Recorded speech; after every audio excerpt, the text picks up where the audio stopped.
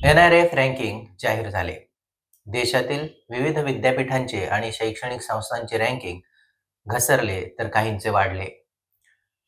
हे रँकिंग का वाढले आणि का कमी झाले याचीच कारणे आज आपण या व्हिडिओमध्ये जाणून घेणार आहोत. नमस्कार, मी राहुल शिंदे आणि आपण पाहताय एजू वार्ता. ऑक्सफर्ड ऑफ द ईस्ट म्हणून ओळखल्या जाणाऱ्या आणि केवळ महाराष्ट्रातीलच नाही तर देशभरात ख्याती असणाऱ्या सावित्रीबाई फुले पुणे विद्यापीठाच्या NRF रँकिंगमध्ये दिवसेंदिवस घसरण होत चालली आहे. याउलट खाजगी व अभिमत विद्यापीठांच्या रँकिंगमध्ये वाढ होताना दिसते. NRF रँकिंग ही शैक्षणिक संस्थांमध्ये गुणवत्तेची स्पर्धा निर्माण व्हावी यासाठी सुरू करण्यात आली. त्याचे सकारात्मक परिणाम आता दिसत आहेत. विद्यापीठांच्या वर्ल्ड रँकिंगमधील स्थान दिवसेंदिवस वाढत आहे. परंतु शासनाच्या काही धोरणांमुळे सरकारी विद्यापीठांची गुणवत्ता ढासळत चालल्याचे दिसून येते. देशभरात राष्ट्रीय शैक्षणिक धोरण लागू करण्यात आले. त्यातून विद्यार्थ्यांना नवीन नवीन अभ्यासक्रम उपलब्ध झाले. विद्याशाखांच्या भिंती ओलांडणे शक्य झाले.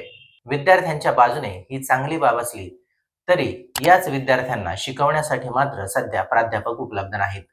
महाराष्ट्र शासनाने अनेक वर्षांपासून रिक्त झालेल्या प्राध्यापकांच्या जागा भरण्याबाबत ठोस निर्णय घेतलेले नाहीत. त्यामुळे राज्य विद्यापीठांच्या दर्जात दिवसेंदिवस घट होत चालली आहे. NRF रँकिंग ही काही ठराविक निकषांवर निश्चित केली जाते. त्यात प्राध्यापकांची संख्या, प्राध्यापकांकडून केले जाणारे संशोधन महत्त्वाचे ठरते. एखाद्या अभ्यासक्रमाला विद्यार्थ्यांनी घेतलेला प्रवेश आणि त्या अभ्यासक्रमाला शिकवण्यासाठी उपलब्ध असणारे प्राध्यापक यांचे प्रमाण हे सुद्धा NRF रँकिंगमध्ये महत्त्वाचे आहे. परंतु महाराष्ट्र शासनाने प्राध्यापक भरती संदर्भात दाखवलेली अनास्था राज्यातील विद्यापीठांच्या शैक्षणिक गुणवत्तेला बाधा ठरत आहे. केंद्रीय शिक्षण मंत्रालयातर्फे नुकतेच विद्यापीठ व शैक्षणिक संस्थांचे रँकिंग जाहीर करण्यात आले. त्यात overall ranking, university ranking, state university ranking अशा वेगवेगळ्या विभागात शैक्षणिक संस्थांचे NRF रँकिंग जाहीर झाले. नुकत्याच जाहीर झालेल्या NRF रँकिंगमध्ये सावित्रीबाई फुले पुणे विद्यापीठाचे रँकिंग मागील वर्षाच्या तुलनेत 37व्या क्रमांकावरून 91व्या क्रमांकापर्यंत खाली ढासळले. विद्यापीठ प्रशासनाने केलेल्या खुलाशामध्ये गेल्या काही वर्षांपासून निवृत्त झालेल्या वरिष्ठ प्राध्यापकांची संख्या आणि त्यामुळे कमी झालेले संशोधन हे सुद्धा विद्यापीठ रँकिंग घसरण्याचे मुख्य कारण असल्याचे सांगितले. आता जरा आपण सावित्रीबाई फुले पुणे विद्यापीठ कोणत्या क्रमांकावरून कोणत्या क्रमांकापर्यंत खाली घसरले याचा आढावा घेऊया. 2017 मध्ये जाहीर झालेल्या ओव्हरऑल NRF रँकिंगमध्ये सावित्रीबाई फुले पुणे विद्यापीठ 18व्या क्रमांकावर होते, तर युनिव्हर्सिटी रँकिंगमध्ये 10व्या क्रमांकावर होते. 2018 मध्ये ओव्हरऑल रँकिंगमध्ये 16व्या क्रमांकावर तर युनिव्हर्सिटी रँकिंगमध्ये 9व्या क्रमांकावर होते. 2019 मध्ये 17व्या तर युनिव्हर्सिटी रँकिंगमध्ये 10व्या क्रमांकावर आले. 2020 मध्ये ते ओव्हरऑल रँकिंगमध्ये 19व्या तर युनिव्हर्सिटी रँकिंगमध्ये 9व्या क्रमांकापर्यंत राहिले. 2021 चा विचार केला तर ओव्हरऑल रँकिंगमध्ये विद्यापीठ 20व्या क्रमांकावर आणि युनिव्हर्सिटी रँकिंगमध्ये 11व्या क्रमांकापर्यंत खाली आले. 2022 मध्ये ओव्हरऑल रँकिंगला 25व्या क्रमांकावर तर युनिव्हर्सिटी रँकिंगला 12व्या क्रमांकावर विद्यापीठ होते. 2023 मध्ये मात्र विद्यापीठाची काहीशी मोठी घसरण झाली. ओव्हरऑल रँकिंगमध्ये विद्यापीठ 35व्या क्रमांकावर तर युनिव्हर्सिटी रँकिंगमध्ये 19व्या क्रमांकावर आले.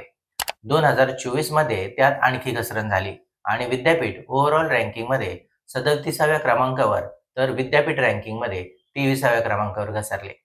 मात्र 2025 मध्ये विद्यापीठाच्या रँकिंगमध्ये सर्वात मोठी घसरण झाल्याचे पाहायला मिळाले. विद्यापीठाचे ओव्हरऑल रँकिंग 37व्या क्रमांकावरून 91व्या क्रमांकापर्यंत खाली आले, तर युनिव्हर्सिटी रँकिंगमध्ये 23व्या क्रमांकावर असणारे विद्यापीठ 56व्या क्रमांकापर्यंत खाली उतरले.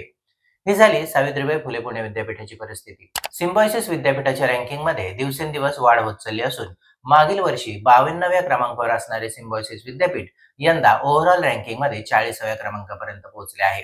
तर युनिव्हर्सिटी रँकिंगमध्ये मागील वर्षी 31व्या क्रमांकावर असणारे सिम्बायोसिस यंदा 24व्या क्रमांकावर आले आहे. DY पाटील विद्यापीठ ओव्हरऑल रँकिंगमध्ये मागील वर्षी 63व्या क्रमांकावर होते, तर यंदा 71व्या क्रमांकावर आले आहे. युनिव्हर्सिटी रँकिंगमध्ये DY पाटील विद्यापीठाची काहीशी सुधारणा झाल्याचे दिसून येत आहे. मागील वर्षी 44व्या क्रमांकावर असणारे विद्यापीठ यंदा 41व्या क्रमांकावर आले आहे. मागील वर्षी मुंबई विद्यापीठ पहिल्या 100 विद्यापीठांच्या यादीतही नव्हते, परंतु मुंबई विद्यापीठ यंदा सावित्रीबाई फुले पुणे विद्यापीठाच्या खालोखाल म्हणजेच 92व्या क्रमांकापर्यंत आले आहे. युनिव्हर्सिटी रँकिंगमध्ये मुंबई विद्यापीठाची सुधारणा झाल्याचे पाहायला मिळते. 61व्या क्रमांकावर असणारे मुंबई विद्यापीठ यंदा 54व्या क्रमांकावर आले आहे. तर भारती विद्यापीठ 2025 मध्ये युनिव्हर्सिटी रँकिंगमध्ये 59व्या क्रमांकावर आहे. स्टेट युनिव्हर्सिटी रँकिंगचा विचार केला तर मागील वर्षी 3ऱ्या क्रमांकावर असणारे सावित्रीबाई फुले पुणे विद्यापीठ 2025 मध्ये मात्र 11व्या क्रमांकावर घसरले. पुण्यातील COEP technical university state ranking युनिव्हर्सिटीमध्ये 43व्या क्रमांकावर आहे. तर कोल्हापूरमधील शिवाजी विद्यापीठ 45व्या क्रमांकावर आहे. महाराष्ट्रातील एकमेव फर्ग्युसन कॉलेज हे देशातील पहिल्या 100 महाविद्यालयांच्या यादीत आहे. फर्ग्युसन कॉलेजची रँकिंग 57 आहे. ही आहे महाराष्ट्रातील काही शैक्षणिक संस्थांची NIRF रँकिंगची परिस्थिती. शासनाच्या धोरणावर सुद्धा बरेच काही अवलंबून आहे. त्यामुळे केवळ शैक्षणिक संस्थांचा संशोधन आणि इतर शैक्षणिक कामावरच गुणवत्ता अवलंबून नाही, तर रिक्त झालेल्या प्राध्यापकांची पदे भरणे सुद्धा महत्त्वाचे आहे. त्यामुळे शैक्षणिक गुणवत्ता वाढीसाठी शासनाकडून सकारात्मक पावले उचलले जाणार का, हे पाहणे उत्सुकतेचे ठरणार आहे. तुम्हाला हा व्हिडिओ कसा वाटला? शैक्षणिक गुणवत्ता वाढीसाठी प्राध्यापक भरती आणि इतर काही गोष्टी महत्त्वाच्या आहेत का?